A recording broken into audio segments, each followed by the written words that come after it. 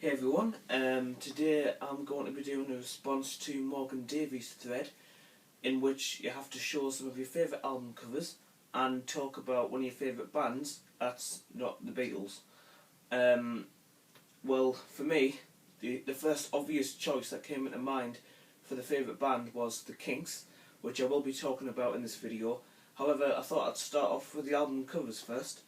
So I've got a small selection here.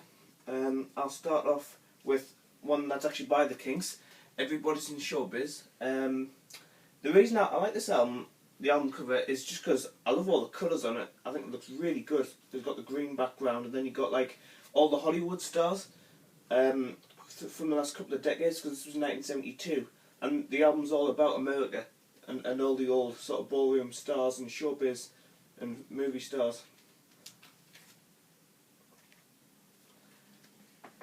And the second one is from Jackson Browne, Lawyers in Love. I think that's a really nice front cover with a nice sun in the background and some guy with a car in the sea using it as a boat. And there's the back cover showing all the members of the band. Now this has some classic tracks on from Jackson Browne, including Say It Isn't True, which is all about like the threat of nuclear war and what would happen if there was nuclear war. I mean, for a rocker, that's good. I think that was a single as well, actually. Although Jackson Browne does a lot of stuff like that, a lot of it as well, you've got to listen to get into, but it's all great stuff, and I think this is, as well as being a good album, it's got a great cover. Now this one is from Gene Pitney. Nobody Needs Your Love is the album title, and again, the reason I just like this one is because I think it's got some great colours to it. I love the colour scheme with the nice green turquoisey background, and like, you know, it's got nice cute little things with a heart there.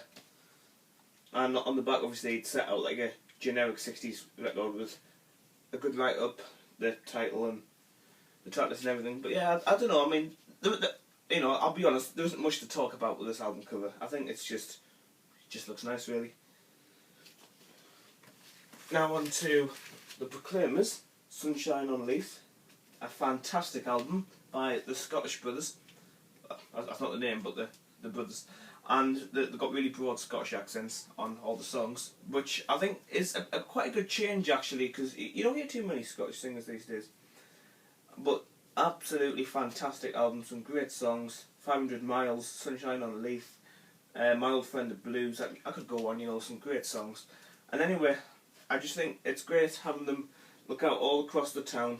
A nice blue sky, you know, just with the text. I think that's a really nice album cover, that. And good albums tend to have good album covers, which is reflected in that album, certainly. This one, Electric Light Orchestra, Out of the Blue. Again, absolutely great album. But I've always loved the cover for this album because it's got the classic ELO symbol, and this is like some kind of spaceship the plane's going into. You know, but I think on every ELO album, pretty much you always see this ELO symbol. But I think it's great having it magnified all across the cover and on the back as well.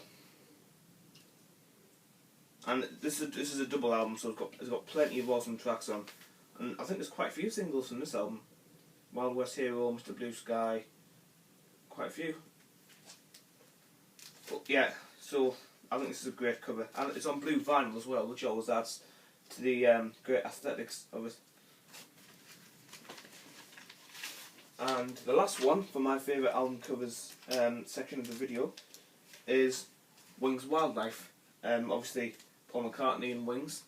I think it's actually the first album with Wings in 1971 and Paul McCartney's third album. But I think sort of just like the forest looks great, and I'll take it up the cover so you can see it better. All the nice green trees and the river, and they're all sitting on like the branch across, which is good. Bit plain on the back, some funny illustrations. Sorry, but yeah, I've always admired this album cover. I think it's always been really nice. Something you may be able to see in common with quite a few of these is the green, and green's my favourite colour, so if an album's green, the chances are I'm going to like the cover. I'll pop them down there. Now on to Me me talking about one of my favourite bands besides the Beatles, which is the Kinks. Now, I couldn't actually say I prefer one over the other, because the Beatles and the Kinks have always been my two favourite top bands.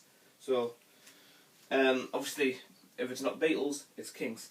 So anyway, I've just selected a few albums here just so I can kind of talk about the career and show them as well while I'm doing that. It's not every album, but just some of the ones that mark sort of the biggest turning points in the music career.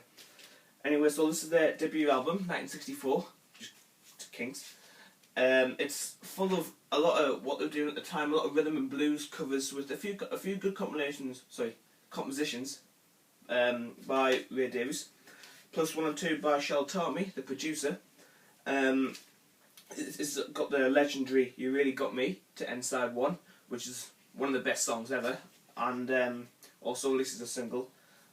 It's got a lot of R&B, R&R stuff, you know, Too Much Monkey Business, Got the If You Want It, I'm Loving That Fighter, Beautiful Delilah, some great songs. Although, even like in the early days, where I think Ray only gets 4 songs that he writes on this album, they're all standout tracks really. And obviously this has got the original lineup. Got Ray Davies, Mick Avery, Dave Davies, and Pete Quiff. I would say this is the best lineup of the Kinks, because they go through quite a few band changes over time, although I think this is the best one. Now, it's pretty much the same type of stuff for the next couple of albums, although they're doing less covers and more original stuff over time. Although 3 albums after this, in 1966, is Face to Face. Now this, I would say, is the first album that really kind of shapes the Kinks for what they become later on. And like Ray's songwriting now is at its height. He's doing some absolutely great stuff. Like on this album, for instance, it's got Sunny Afternoon, which was their 3rd and for some reason final #1. Because despite the fact they're going to be going for about another 30 years after this, they only ever had 3 #1s in their career, and Sunny Afternoon 1966 is the 3rd and final of that. Although I think that's absolutely stupid really, because they do some great songs which are totally worthy of #1s. Anyway, even Dave now starts to get a bit more in, with Party Line and one or two others. Most Exclusive Residence for Sale, great song. Holiday in Waikiki, got some very interesting guitar on that. Dave's starting to sort of vary his guitar work by this album. Dandy, famously covered by Herman's Hermits, which was unusual actually, because not many people were covering the Kinks at this time. It wasn't sort of until like the 70s where people like The Jam were covering them with David Watts and that type of thing. But anyway, so Face to Face for me marks their sort of golden age period. That's where it really starts off for them.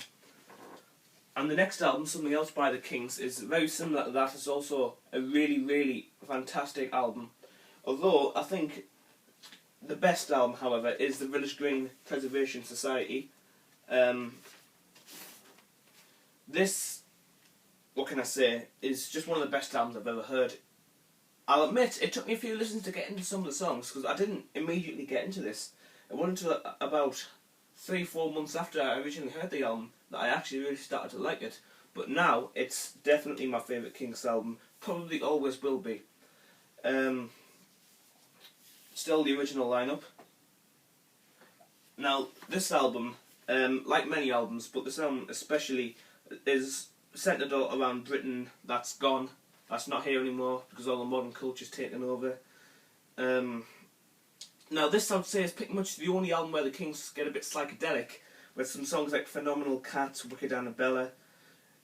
Some weird stuff, but it's all good. It's all good in its own way. It's just some trippy stuff. But yeah, if you ever get a chance to listen to this album, even if it's just on YouTube, I really would, because it is just a superb piece of art. Now on to Arthur, which was the following album.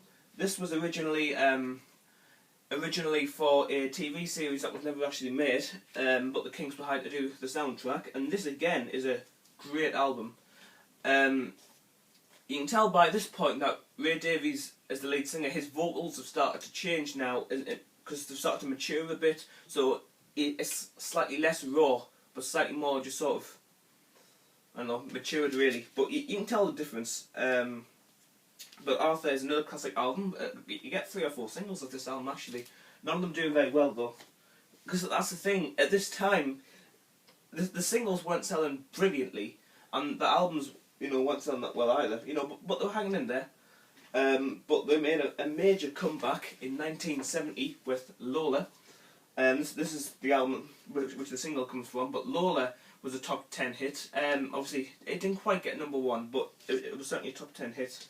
And this album is, I would say, maybe my 3rd favourite, because it's still an absolutely brilliant album. This album tends to feature more sort of like on the downsides of London and the music business. Because like Denmark Street talks all about how you get messed around by producers, the money go round, about how artists get pretty much no money because they make lots of money from the singles, but they don't get much of it, and that's what that's about. Although I think the best song on the album, next to Lola of course, is Strangers, and that's one that Davies sings. Throughout the Kinks, throughout the time that the Kinks were a band, Ray Davies and Dave Davies, 2 brothers, were always arguing, but that's what kind of fired the creative input for the Kinks. Well, anyway, Strangers is a song that Dave sings about them trying to keep it together, through all the arguments they still love each other, which I think really is a beautiful song. Muswell Hillbillies, critically acclaimed album this, 1971. What I would say, it's one of the best. I wouldn't say it was the best, but it's certainly up there. This is when Ray is starting to drift to more American themes, talks all about the US, and about leaving Britain. It deals with all types of problems like anorexia, being drunk, having schizophrenia, all sorts of things like that. And this is a relatively short album compared to how some of them are, but it is really, really good. And that's them in the pub in London. Now, by sort of the mid-70s, Ray Davies started to experiment with the idea of rock operas and that type of thing, and he had made Preservation. Now this was something that, to be honest, not many members of the band liked. In fact, no one liked it in the band apart from Ray Davies, which obviously annoyed the band, although I don't know why, but no one really stood up to him. Anyway, commercially, this and its accompanying album, Act 2, were massive failures, certainly in Britain, although the concert that, the concert tour that was fired off in America was actually quite a success. So by this time, they were much bigger in the US than they were in the UK. Yeah, but Ray's dabbling didn't stop after that one. Nope, he then went into more projects, such as the Kinks present a soap opera, which might as well have been a Ray Davies solo album, because I don't think any other members of the band get anything on it whatsoever. Just playing in the background. Just something he did about how people can be delusioned into thinking the stars when they're really just ordinary people. An interesting album though. It's got some catchy songs on it. Although by 1977, everyone had got so sick of the rock operas, the record label RCA were getting absolutely nothing from the sales because they just weren't selling anything. So the Kinks moved to a new record label, Arista.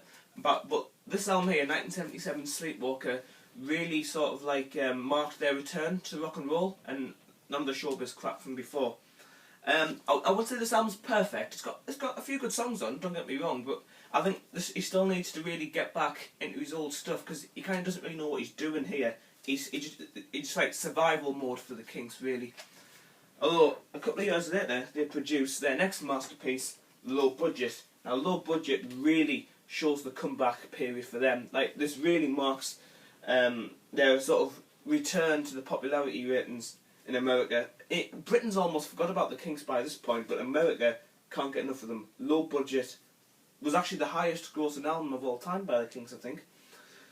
Great tracks, Wish I Could Fly, Superman, Pressure, Little Bit of Emotion, Moving Pictures. I think I could name every song of this album and say it was great. Definitely one of the best albums from this period of time. 1981, this pretty much kicked off their 80s career. And by this time, the Kinks are just trying to, like it says on the album, give the people what they want. Ray was having to write a lot of sort of like American arena type stuff to play to huge crowds, and he was having to forget sort of like his British origins, like you'd seen on the '60s albums. So he's writing songs that people in America would like, and it's just a lot rockier, punkier, you could even say. You know, because some songs do sound quite punky. Destroyer, Art Lover, it's a bit creepy. That song sounds a little bit like some dodgy bloke looking at girls. Predictable and Better Things were the two singles in this album, both good. Better Things, I think, is the only song on the album that I would say is one of the best songs the Kings have ever done. I'd say there's a couple of good ones, but that's the only really standout track for me. 1983, State of Confusion. Now, at this point in the Kings' career, every single year up to 1981, as the last album was released, there's been an album, so there hadn't been a year where an album wasn't released. Although 1982, there was no album. This is 1983, and throughout the 80s it gets less and less consistent. You know, there's like 3-4 years between albums at some point. Well, anyway, State of Confusion, 1983. This marks sort of the last spark of the comeback, really. They got two singles that did well, actually. Come Dancing, especially, and Don't Forget to Dance. Two great songs, amongst some pretty good album tracks, actually. Although I would say after this album and maybe the next album, it's starting to decline in quality, what they're writing and singing. This comes 2 albums after State of Confusion. This is Think Visual, 1986. You do get some good songs on here, although as an album the overall quality has gone down, and they really are just hanging on by the skin of the teeth, really. There are some great songs like Lost and Found, was released as a single. That's easily the strongest song on the album, though you get 1 or 2 fairly naff ones, shall we say. And by this point, the brotherly rivalhood between Ray Davies and Dave Davies is at an all-time high. You know, I mean, I heard an interview, Ray was talking about this album. Dave gets like 1 song, and Ray was absolutely slagging off. He said he absolutely hated it, you know. So there's a lot of conflicts between the two.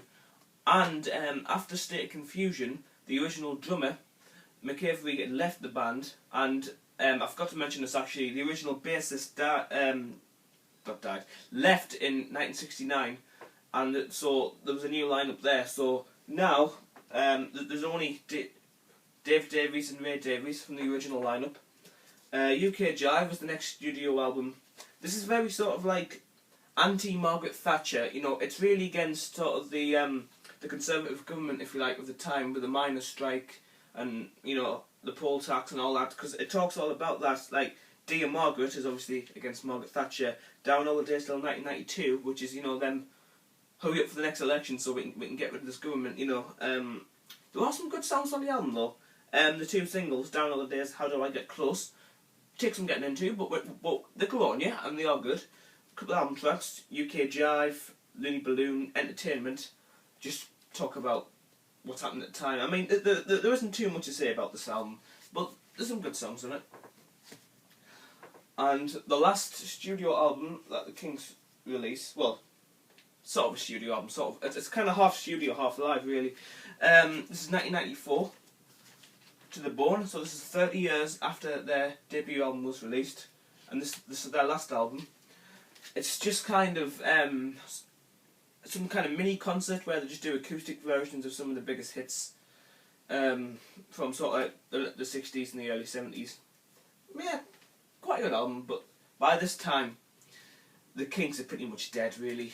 They've pretty much disbanded, and there's been many talks of like getting the band back together for a revival, but it's never really happened.